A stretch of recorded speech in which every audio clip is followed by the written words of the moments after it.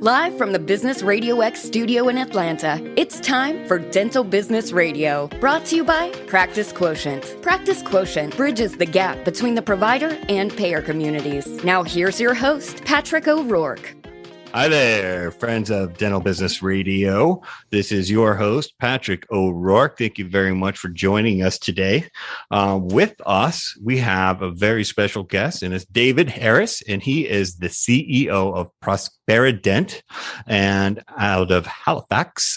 And one of the things that I wanted to ask David, because this whole show is really about when I came from corporate America and I got into the dental niche, there's a lot of strange things that are different, like maybe strange to me. So I had to call people and I'm like, what's the deal with that? Certainly one of my top three things was the amount of theft that goes on in dental practices. It was appalling to me. And I was shocked. It was like, it's so rampant. My theory and my thought, and this is not going to be politically correct here, but I said, well, why don't we just, there's so much of it because the person goes from practice to practice, right? And we should just take the tip of their pinky finger and just cut it off. And so that way, if they go to a job interview and they're wearing gloves, you know why. You know, you're like, oh, so it's really shouldn't be cruel and unusual punishment. It's just more of a tag, like, oh, you're a thief, right? So, you know, in other countries, they cut off hands. Like, I'm not getting crazy. I'm just saying, you know, just the tip of the pinky. That way we know that you like to take things that don't belong to you. You know, I'm sure that that's not in your book, David, but feel free to appropriate it if you'd like. So with that, let me say hello. How are you? I am great, and just excited to be with you. I am excited to have you. So, you know, I'll kick it off with that comment.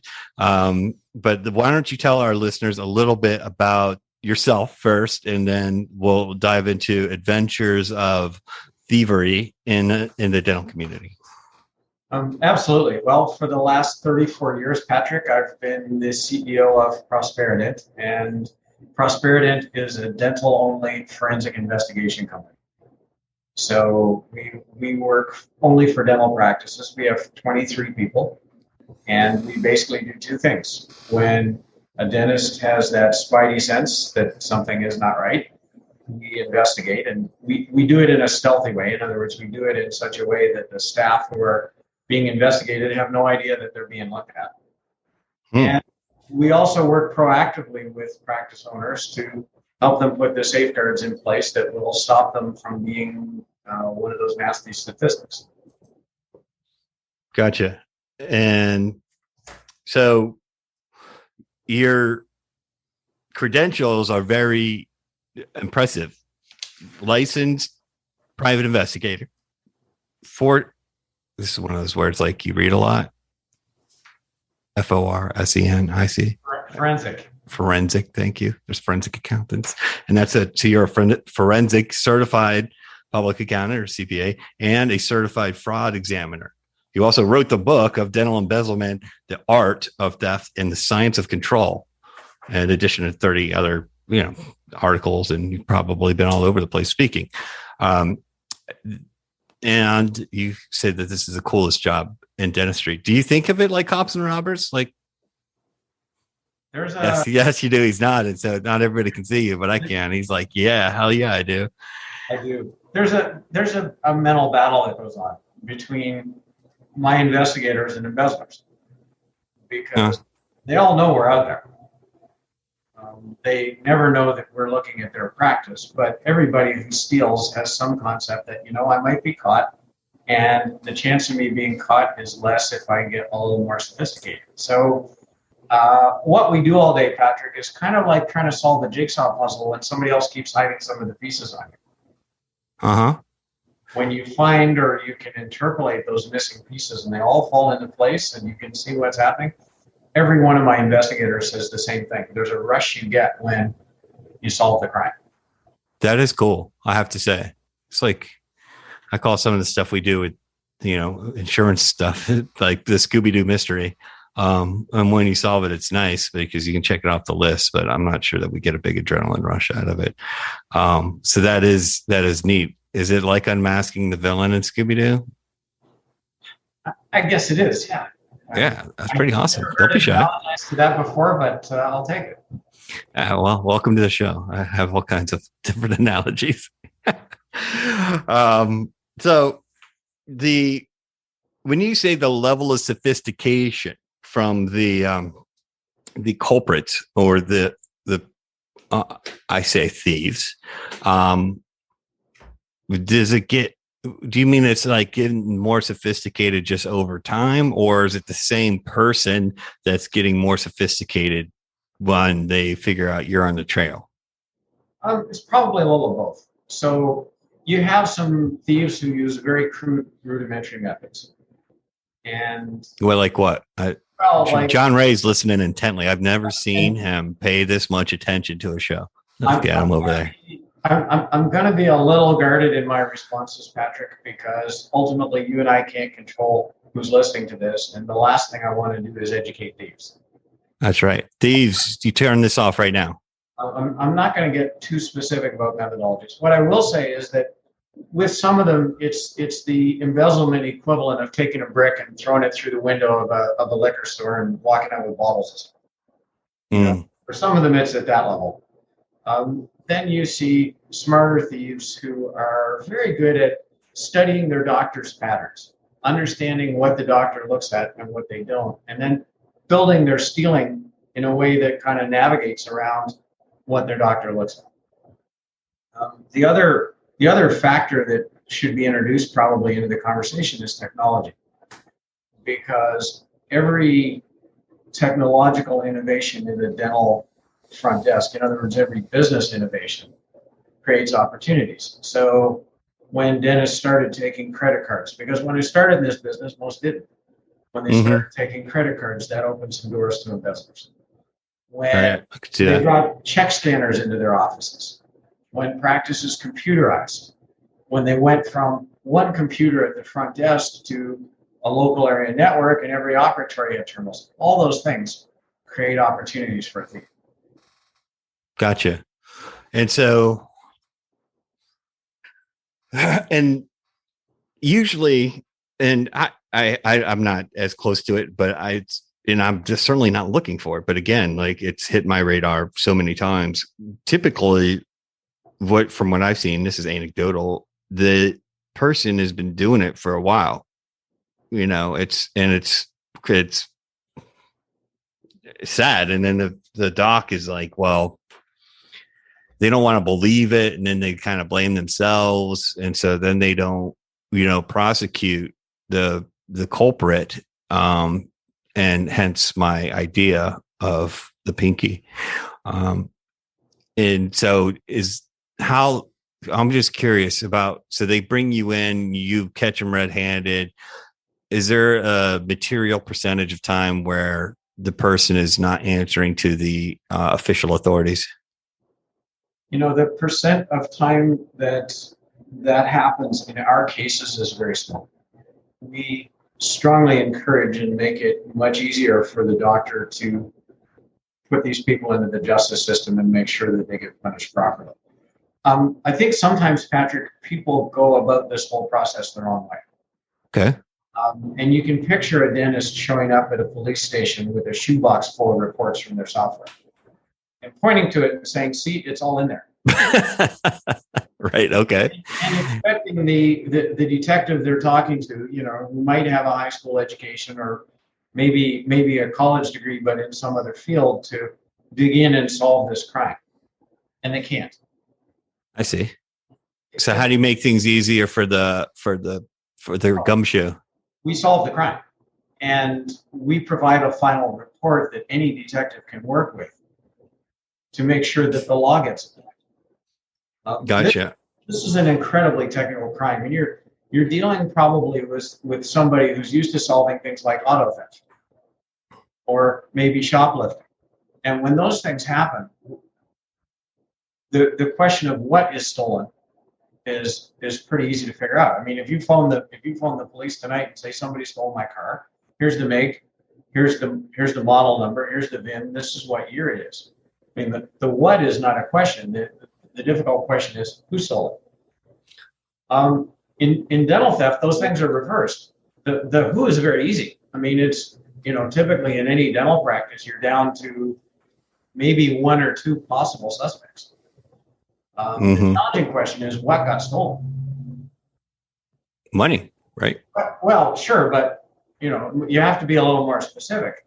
It was this check from this insurance company on this date that got cashed by somebody else. And, okay. You need typically to point to concealment in the records because it's the concealment that establishes that this was the act of a guilty person.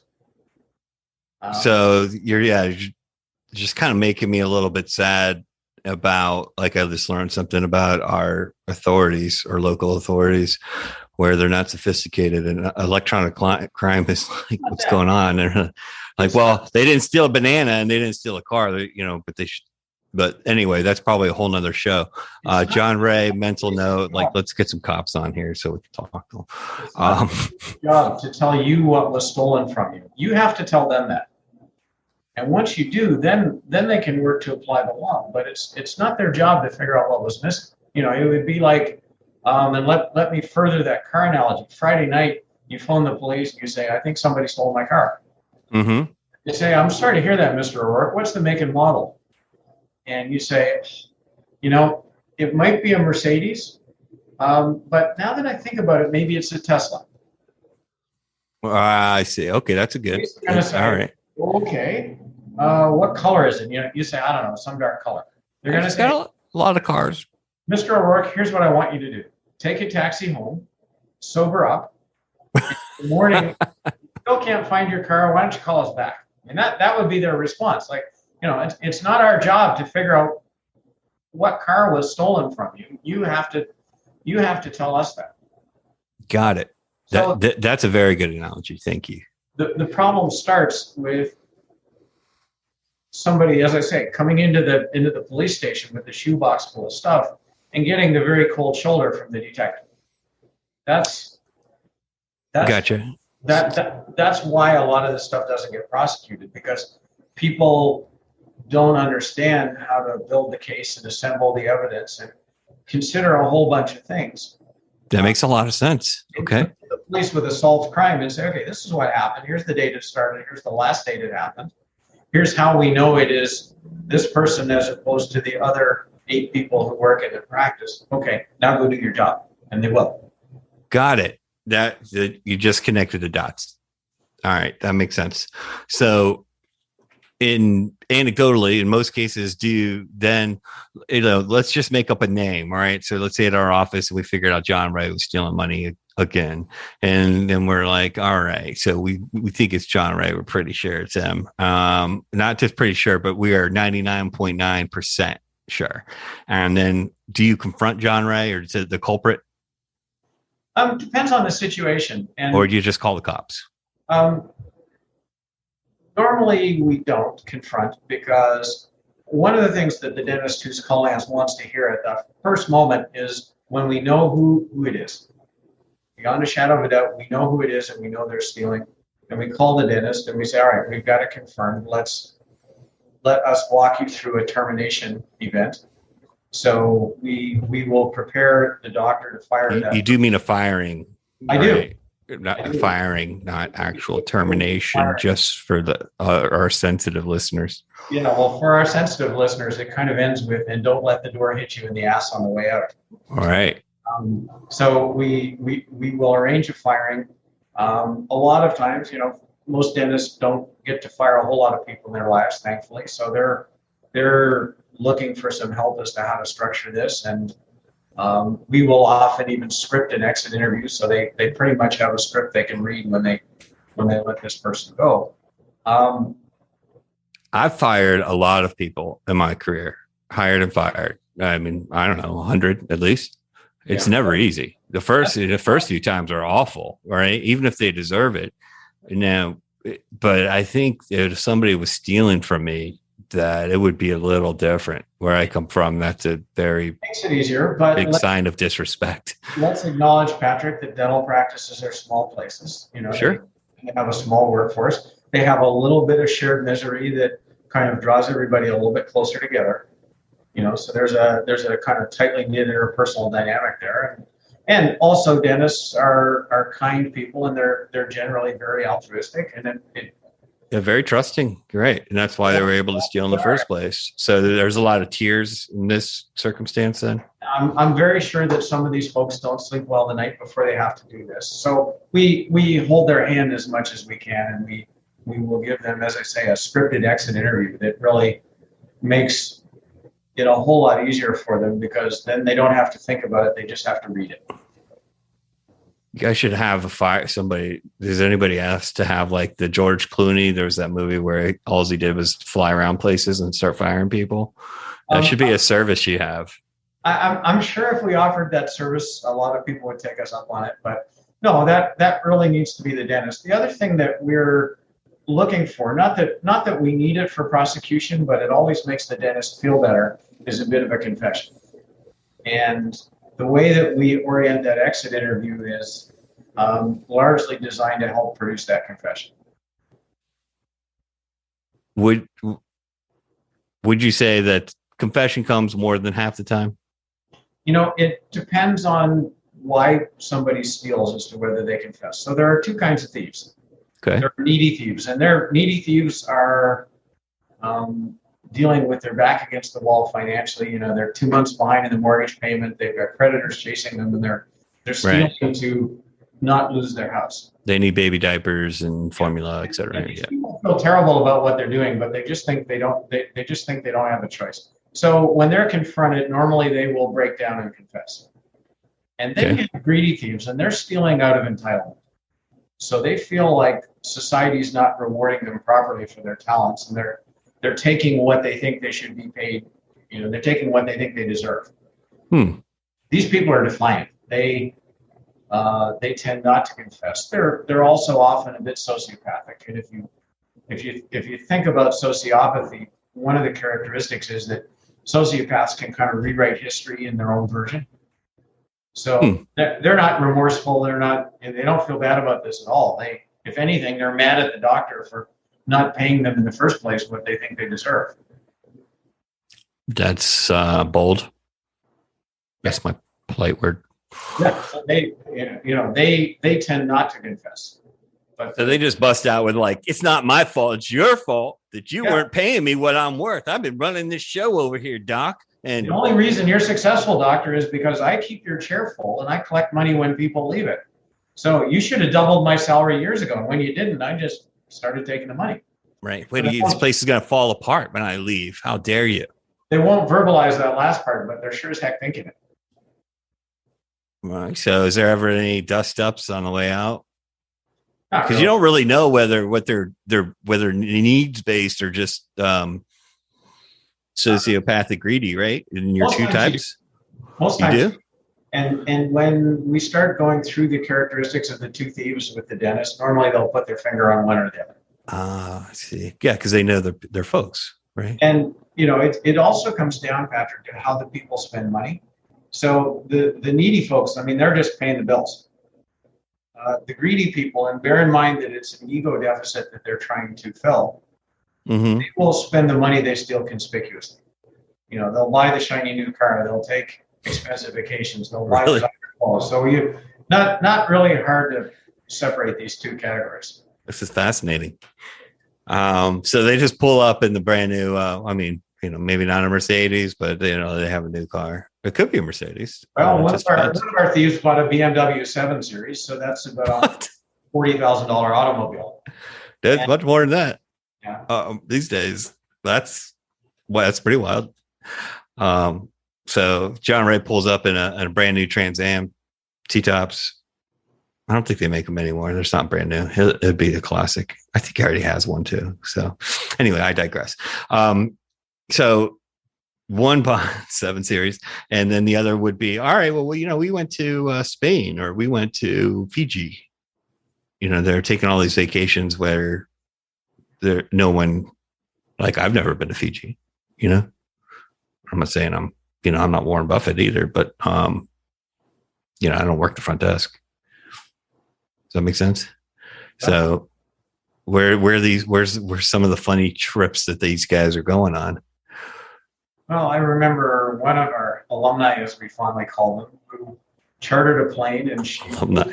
6 of her girlfriends to New York for a shopping weekend.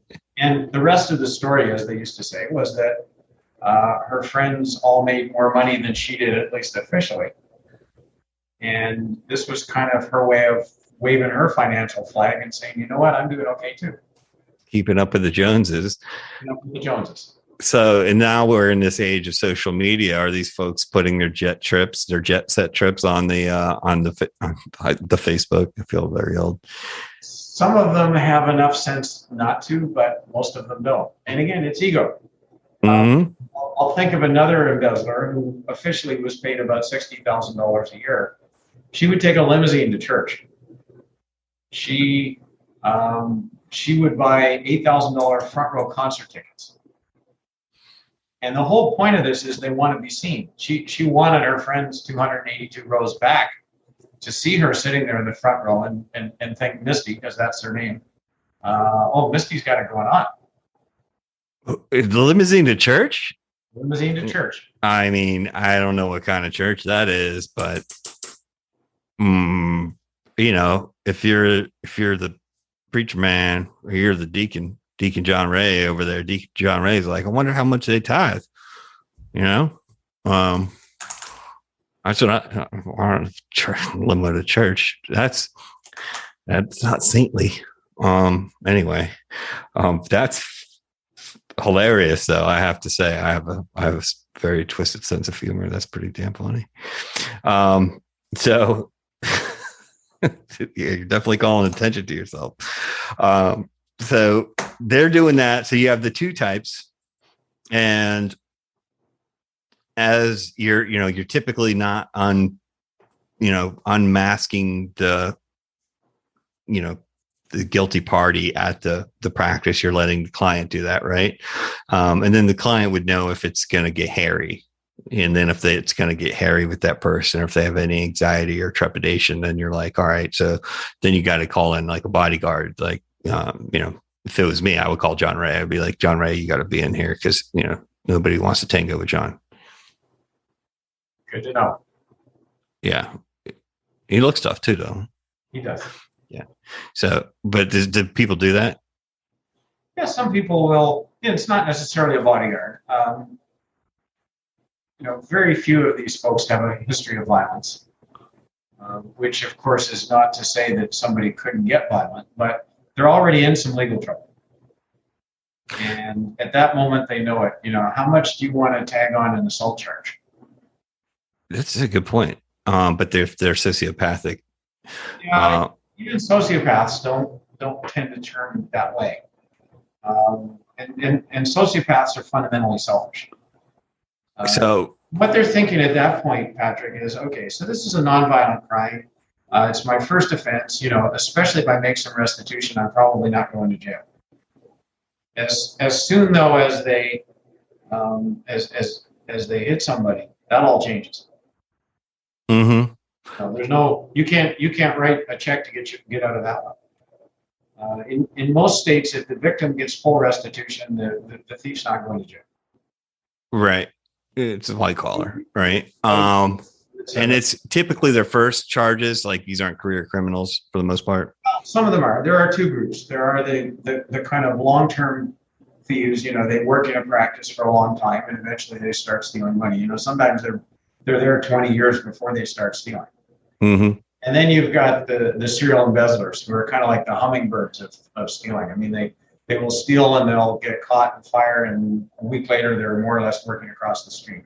Right. That's why they need special gloves. They keep doing that. Yes, that's why they need special gloves. And some of them, we saw one in particular who worked for and stole from 15 different offices. That's and the only thing that shut her down was the occasional visit to prison. And when she got out, she'd go right back and find another dental office and start stealing. Yeah, it's too bad. So that does happen where they're kind of career, but that's probably the exception, not the rule, typically. About 20% of our embezzlers, maybe 25%, have done it before. 15. So was 10, 15. That's probably, is that the high end or is that the average? That's extreme. Normally we see, maybe they get to 3 or 4. Gotcha. And so then the first 3 or 4, like they either didn't know or they just never reported the embezzler. Well, that's what happens sometimes. I will say the dental profession as a whole is terrible at pre-employment screening. Dentists make hiring decisions all the time, knowing a lot less about the person they're about to hire than they could. Right. So how should a practice owner, what can they do better there in that stage besides just using a reference service, right? Well, the first thing they can do is they need to think about this a little bit forensically. And it's hard. I mean, no dentist likes hiring people. And they find that job very stressful and challenging, to start with 20 resumes and interview 3 of them and get down to the one who's going to be a good fit for the office. None of them look forward to that. Really? So why? I like hiring people. It means you're growing. And that's perhaps why you're not a dentist. Could be. Universally, they despise it. And I've spoken in rooms of 300 people and asked them, okay, show of hands, how many of you dentists like hiring staff? Maybe 2 hands go up, and even those 2 I'm tending to think are playing teacher's pet. Wow. So they universally despise hiring. Did not know that. That also means that they tend to not want to prolong the hiring process. So reference checking in general doesn't happen. Or it doesn't happen very well, or it doesn't take much of an obstacle to derail them from doing it. That's the first thing. The second thing is they're not, in general, skeptical people. So let's say that I worked for Dr. John Ray and I stole from him, and now I'm applying at your office, and I don't want you to call Dr. Ray because if you do, I'm not going to get hired. So I give my uncle a disposable cell phone, and I say, when you answer this, please have a thick Southern accent and pretend to be Dr. John Ray and give me a great reference. And inevitably, the doctor will call that number that I give them instead of going to Google and finding Dr. John Ray and calling the number that Google gives you. Well, it's fairly clever. I don't know if I was looking at it. Okay. I mean, never call any phone number that an applicant gives you. Okay. That's a good point. It's really simple. Go find it online and call the number you find online. Then you're speaking with Dr. Ray. Right. All right. That's a terrific tip. So all of our dentists out there who don't like hiring people, check references so that you don't get your stuff stolen. Yeah. Right? When you say references, let's clarify too that I'm talking about former employers. Employers. It is not remotely important to me what somebody's 8th grade science teacher or their high school basketball coach or their parish priest think about them. Right. That's true. Even Vladimir Putin can probably find 3 people on the planet.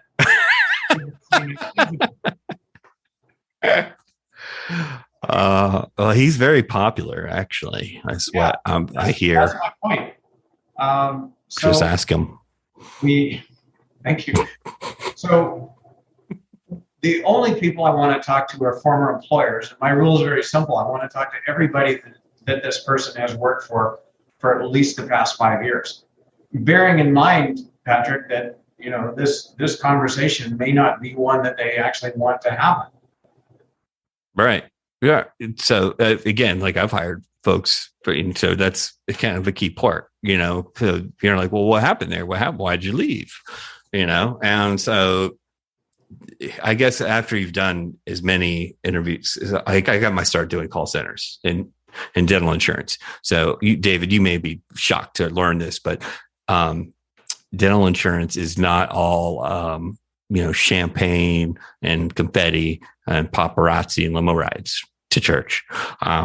So not a lot of, you're basically taking crap from people all day long, right? So, turnover rate very high, and then you got to keep it staffed, et cetera. And so, I'm from Tampa originally, and there's a lot of call centers. And I'm like, all right, well, what happened? And tell me why you left. And so you hear all kinds of crazy stories. And eventually you're able to pick them out. But if you're not doing a lot of interviews, you haven't honed your interview skills probably, right?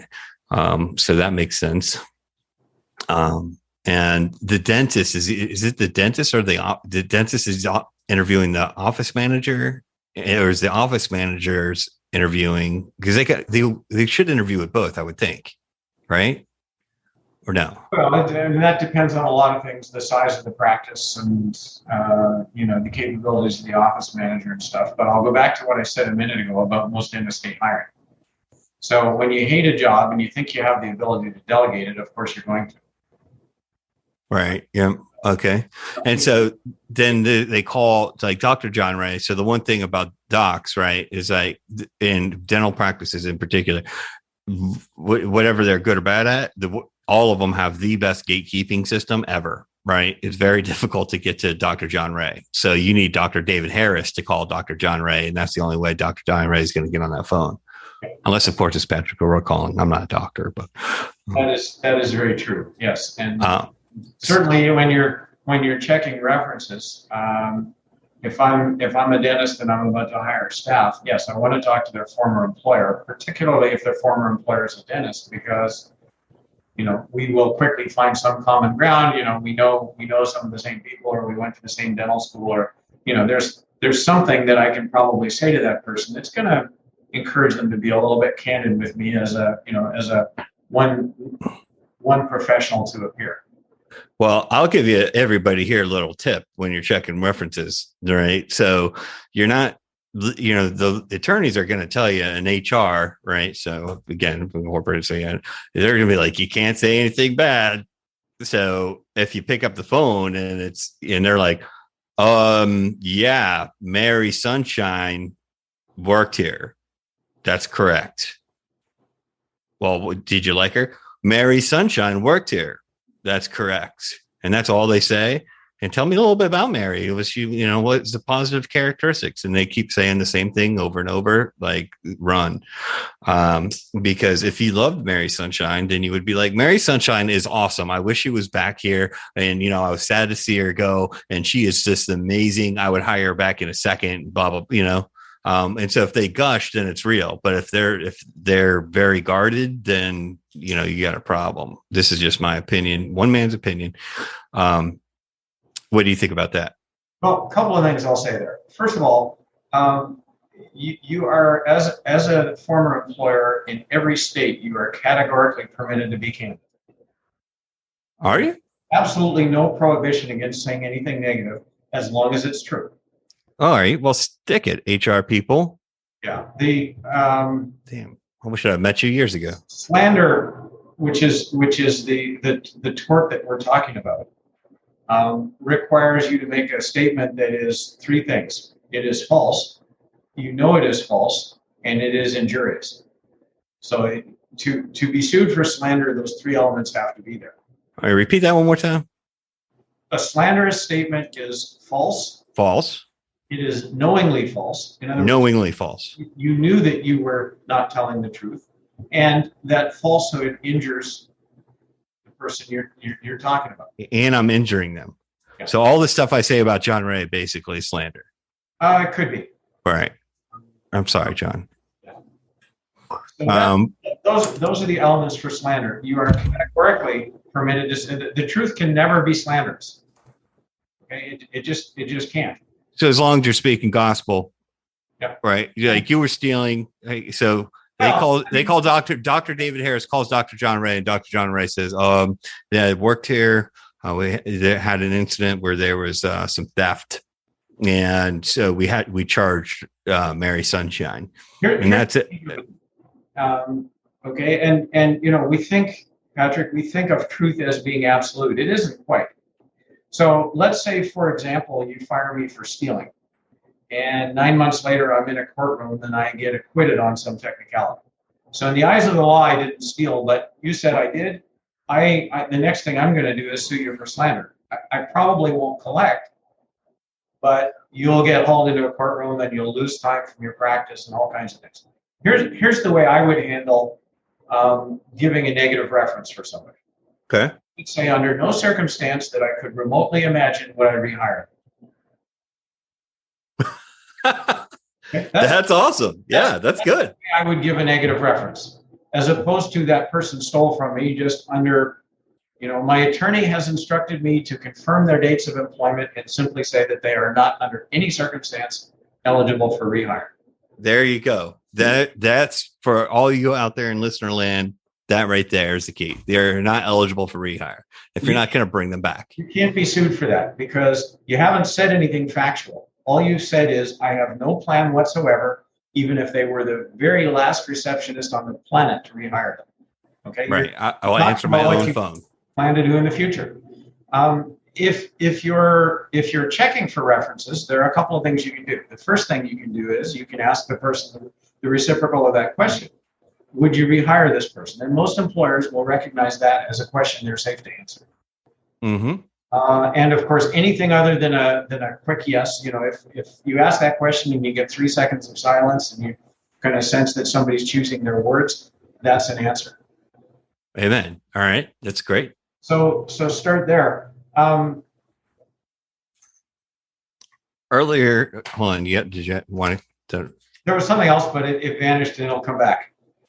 Wow. Okay.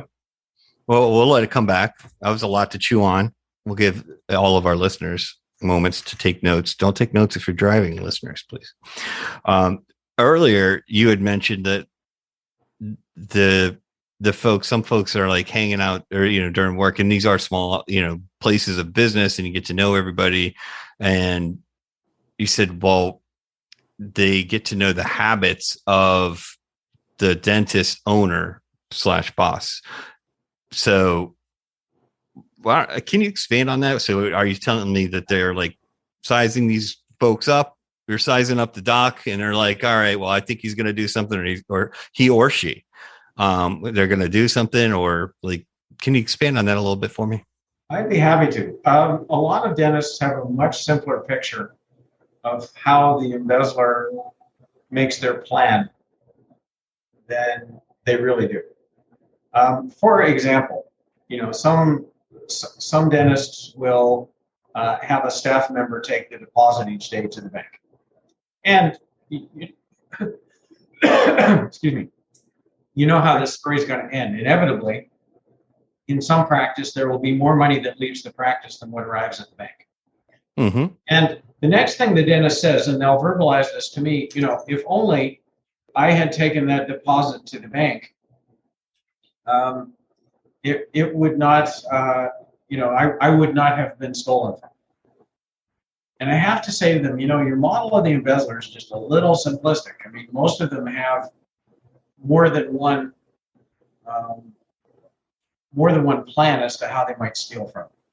Mm-hmm. Their initial plan is just to pilfer money from the deposit, and you frustrate that because you take the deposit to the bank yourself.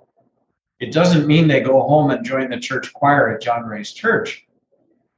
What it means is that they come up with another way to steal from you. And the analogy I use with them, and when dentists hear this, it all makes sense to them. I say, imagine you and I are playing poker, mm-hmm. except that your cards have to be face up and my cards are hidden.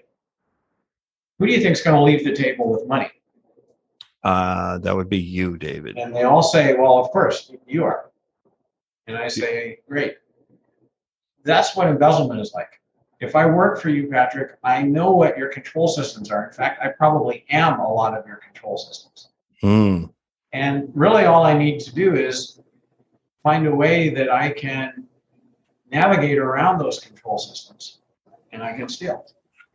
So I'll just throw one more statement into the mix before you respond. One thing we see with embezzlers is that the typical embezzler is using 3 different methods at once. In other words, we see very few who only have one way to steal. They're combining multiple methods, and they're just like somebody investing their money. I mean, if you're saving for your retirement, you don't take all your money and put it into Tesla stock. Diversification of thieving revenue. Got it. That's here. They diversify just like you do in your 401k. I have to say, like, it makes sense. because I believe in diversification. So let's hear top three. The model's a little more complex than probably most dentists appreciate. And there's a porosity of dental practices. I mean, there are a lot of ways you could steal. We have one of our teams sort of keeps track of the variety of methods that we've found, and we found over 300. Wow. That's all. That's wild. I mean, you have 23 investigators and you only do dental, right? And so I think that says a lot about this issue. Yeah, we have 18 investigators. We also have some support staff, but that's, we're a fair sized company for this little tiny niche that we fill. Tomato, right? Yeah. All right. So we have 300 plus different type of varieties. And so share with me give me three different methods of diversification for Mary. Let's call her Mary Sunshine. Yeah, I'm not going to do that. Okay. That's right. We don't want to encourage or give any ideas to the Mary Sunshines that may not have thought of that yet. Yeah, we do not publicly comment on methodologies. In really general terms, there are a couple of different ways that you could steal from a practice. And you could steal on the expense side. So this would be something like tampering with payroll, or maybe creating a fictitious supplier or something like that. You can steal on the revenue side, which involves taking patient payments or insurance payments. I can tell you that more than 85% of our cases involve revenue theft. And somewhere around 20% involve expense theft. And the reason those add up to more than 100 is some people are doing both. I.e. diversification. I see. Okay. Very clever, David. You're real quick on the insurance part of it. Is that elevated because it's now insurance fraud from a misdemeanor to a felony? It's almost always a felony. Virtually every embezzlement's a felony crime, and it varies a little bit from state to state. But in most states, once you steal more than somewhere between $2,000 and $5,000, it's a felony anyway. So is it an additional felony for an insurance fraud? It depends. I mean, if somebody, and there are two different concepts here. One is getting an insurance company to pay for work that wasn't actually done and then stealing that money. Mm-hmm. That's insurance fraud. Another is just taking checks that properly come in from insurance companies and finding a way to cash them. That isn't really insurance fraud. It's stealing from the dentist as opposed to stealing from the insurance company. I see the difference. Okay. So those two are a little bit different. But if I'm the insurance company, and I was for years and years, and I still, I identify as somebody from the insurance world, David, even though some of my colleagues like to claim me and some of them don't. Just depends. That's okay.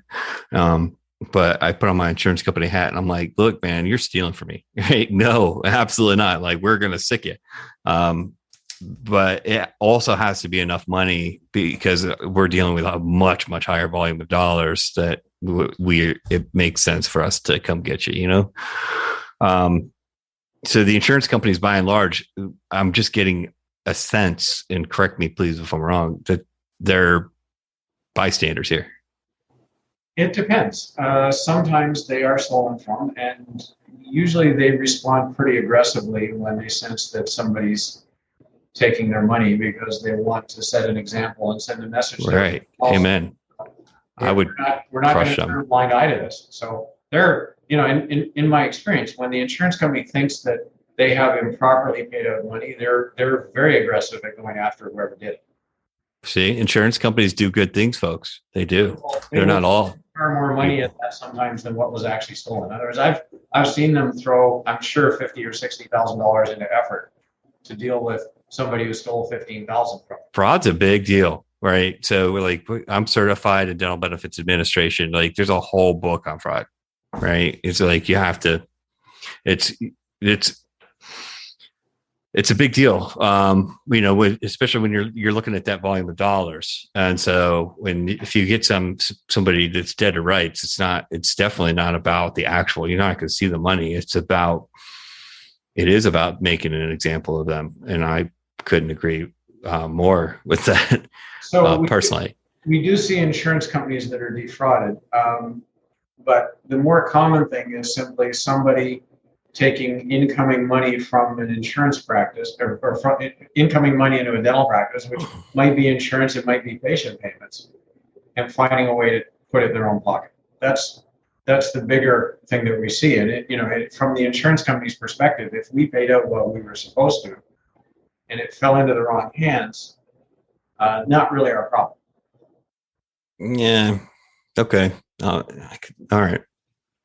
So a topic for another day, and probably with my colleagues on the insurance companies. But like, what if you sent it, you're supposed to pay for a service for the doctor and the patient took the check and cashed it, and, so outside of embezzlement, the patient did it. Is that a crime? Yeah. That's, you sent a claim in for this and it didn't go to the service provider, i.e. So depends on whose name is on the check. When you think of insurance companies, and with some of them, and I'm thinking of Delta in particular, if a doctor is not in network with them, then Delta won't accept assignment of benefits. They will only pay the patient. That's only certain states. They love to say that, by the way. So some of California, North Carolina, Missouri, Washington State, the majority of them don't. Some states have laws against that, just for the record and for all of the providers out there. So I've heard that, but I don't like it. I feel like it's a bully tactic, and it's not just them that do it. So I'm not picking on you, Double D. Don't call me and get all mad. There's other carriers that do it. And, I could name names, but it doesn't matter. If the check comes in the patient's name and the patient buys a TV with it instead of paying the insurance company, I'm not sure, first of all, that that's even a crime at all. And secondly, if it is a crime, that the victim is the insurance company. That's an interesting point. I might follow up with you on that offline, because I talk about this a lot. And so there's a reason why they're doing that, right? So it's it scares the general dentist, like, it scares them. And then they get in network like, oh, nobody wants to drive around town with a baseball bat in their trunk to collect debts, right? You see the person at church, they don't want to make eye contact with you, and so that's the issue. And so then they're like, oh, I'm going to have to get in there. Well, that's, if you're taking a, 50% haircut to do that, is that even reasonable? So I could go on forever on this one. And I've heard some other reasons, like the unions would really want that to happen. But from my perspective, and I know we're getting a little off topic here, but just bear with me. Nowhere in a corporate mission statement or in our code of ethics does it say, what we'd like to do for our members is that we want to take them and, we want smiles to the universe. We want them to have big smiles. And then we also want them to rip off all the providers. Right. And in my mind, if you get something and you don't pay for it, you're stealing. And then we're going to turn our members into criminals. I've read all of their corporate statements and all of their, and none of them say that. So, at any rate, that's a topic for another day. Sorry. Well, when we have Mary Sunshine at Dr. John Ray's practice or at your dental practice, dear listeners, what are some of the red flags that Dr. John Ray can look for? Can you share some of those? Like what signs set off the spidey senses? Well, over 90% of thieves have some kind of behavior that they're doing that is consistent with stealing. So, looking at people's behavior is a great idea. What does stealing behavior look like? A lot of things. I'll give you a few. Okay. The first one, Patrick, is a lot of thieves are reluctant to take vacation because when they're gone from the office, they have given up control over how information flows through that office. You mentioned the word gatekeeper a while ago, and thieves tend to be particularly efficient gatekeepers. And when, for example, a patient calls with a question about their bill, which may have been caused by the stealing, Mm-hmm. He wants to be the person on the other end of that call. And when they're on vacation, of course, they can't do that. So they're reluctant to take vacation. Thieves typically like to be alone when they steal. Part of it is that they don't want to be observed, but the other part is stealing takes concentration. And it's hard to generate that kind of concentration when the office is open and the phones are ringing and you've got, patients wandering lost through the practice. So they'll find a way to get some alone time in the practice. And it might be that they get there an hour before everybody else in the morning, or maybe they just hang around when everybody else goes home, or maybe they make quiet visits to the practice on a weekend so they can do their thing. That's interesting. Territoriality. They get really possessive about their duties and they really push back at cross-training anybody to do any part of their job. That's a good one. Because stealing requires, having your hands on a certain number of levers. Mm-hmm. And when you have to give up some of those levers and give them to somebody else, now it gets harder. So they're very possessive and territorial, which incidentally plays into what a lot of dentists are looking for. I mean, a lot of dentists have what I call the clinical fantasy. And I'm not talking about sex in the dental chair. That's the other clinical fantasy. This one is the one where they go into work today and they do really high-end work all day. And at 5 o'clock, they get home and they don't get dragged into the kind of dirty business of running the place. So the thief who comes in with a bit of a take charge attitude and says, "Doctor, you go in the operatory and you do your thing there and I'll make sure everything else happens around you." That's exactly the prayer that a lot of dentists have been saying. I can see that. And, the other thing is, we know this about dentists, they tend to have very high standards, perfectionism. And I can see that too. When a thief says to them, "Doctor, I'm going on vacation for a week, but don't let anybody else enter any payments into the software because they will only mess it up. And I'm the only person who can do it right." I mean, to the perfectionist dentist, that is absolutely music to their ears. Mm-hmm. And then it also, I'm just, for myself, I don't like billing either. As a business owner, I'm like, well, I don't want to do it because I have my hands off on it anyway. So we're fine. A few other things I'll add. One thing is that thieves will often do what I call a conspicuous display of honesty. Conspicuous display of honesty. Okay. So honest people they don't feel the need to expend a lot of effort to convince you of how honest they are. They think you just perceive it and they think everybody else is like that. So they don't have to tell you, "Look, I'm being honest with you." Those are words a truly honest person will never say because they're always being honest with you. I mean, it's implied in everything they say. They never have to make it overt. When somebody says that to you, it says one of two things. Either I'm being honest with you now, but most of the time I'm not. Or I'm never honest, but I want you to think I am, so I'm going to say it.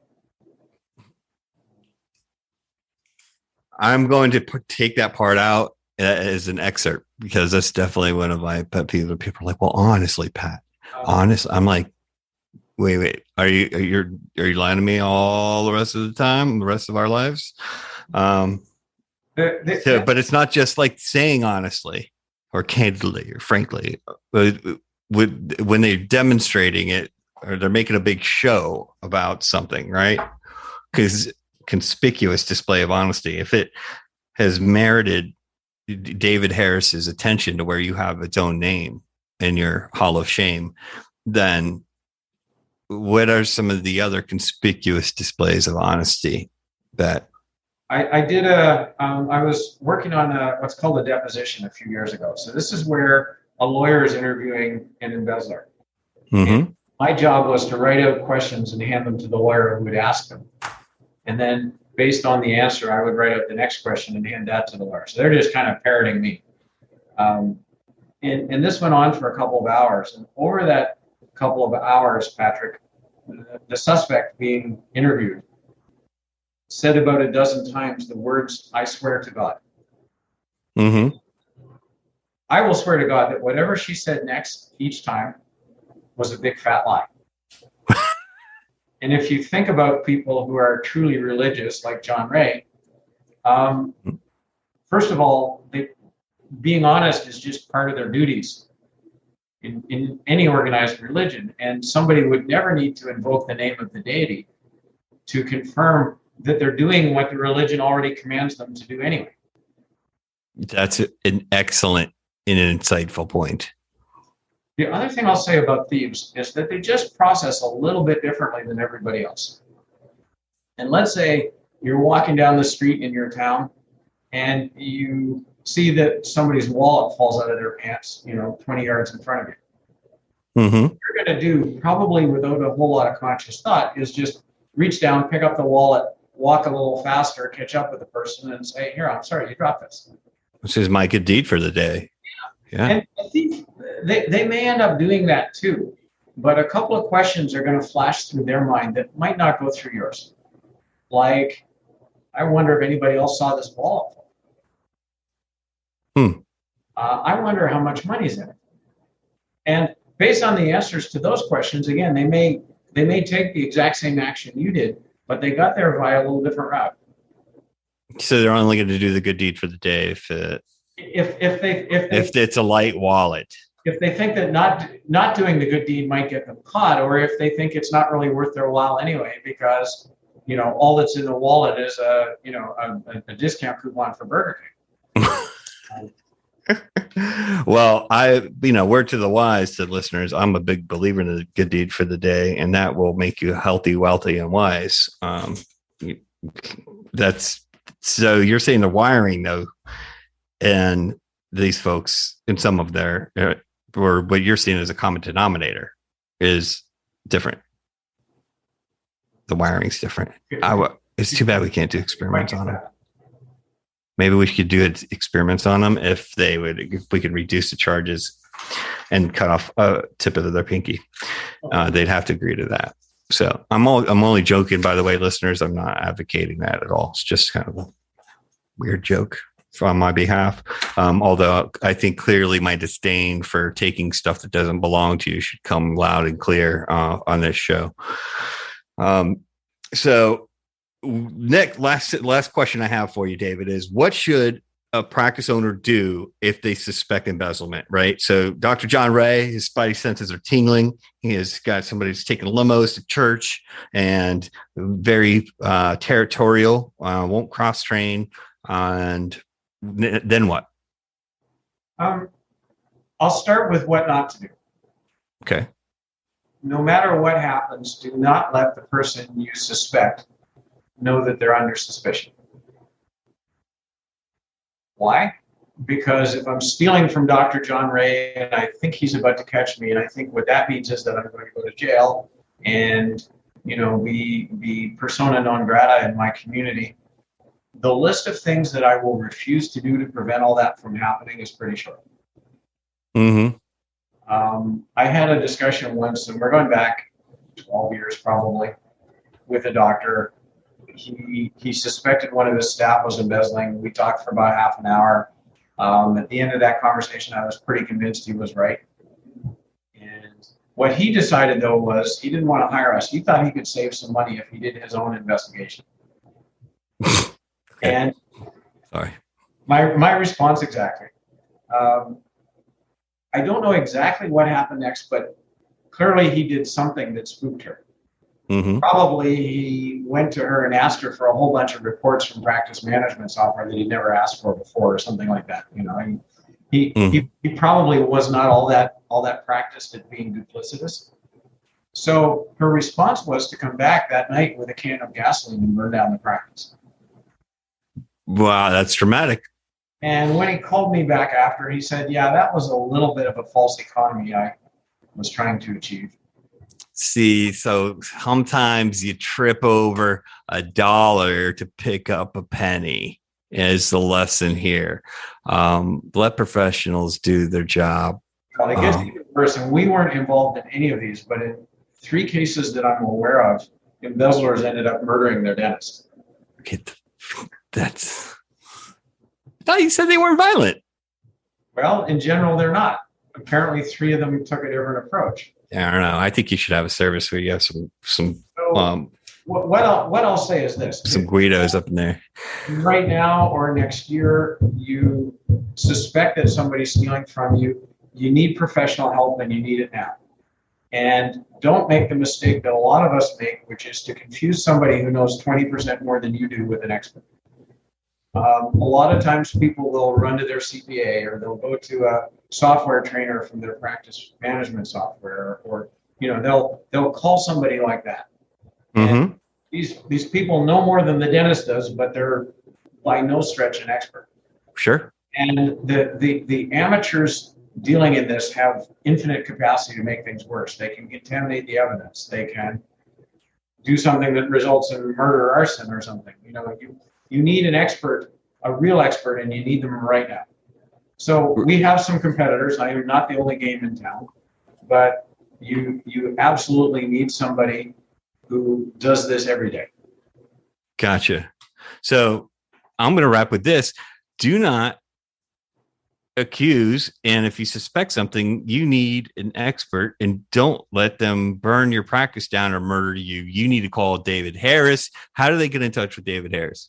If they're going to call me, they can call our toll-free number, which is 888-398-2327. So 888-398-2327. Or they can go on our website, and there's a contact us button that's right there. The website is www.prosperident.com. Gotcha. Prosperident.com.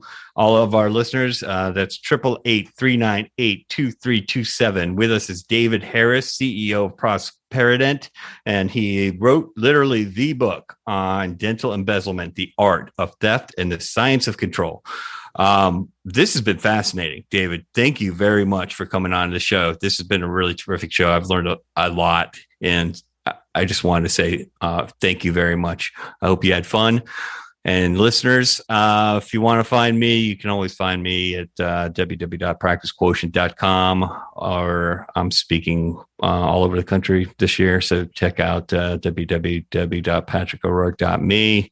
And I have my pinkies. And so until next time.